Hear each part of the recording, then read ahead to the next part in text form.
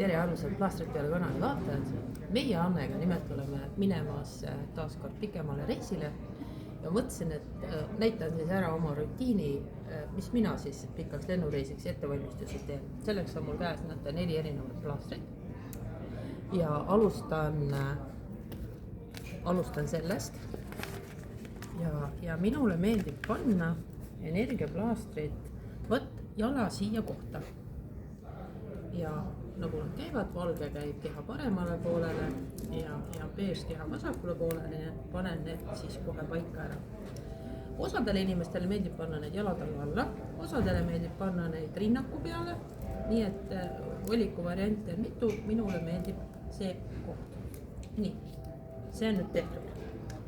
Järgmisena ma võtan siis X49, mis siis kaitseb ka minu keha selle tohutu EMF-i ehk elektromagnetkiirguse eest.